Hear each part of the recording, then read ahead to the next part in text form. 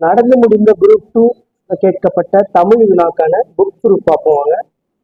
138வது question என்ன அப்படின்னா, பாடல் எந்த படிம வகையை சார்ந்தது என்பதை கண்டறிந்து சரியானவற்றை எடுத்து எழுதுக.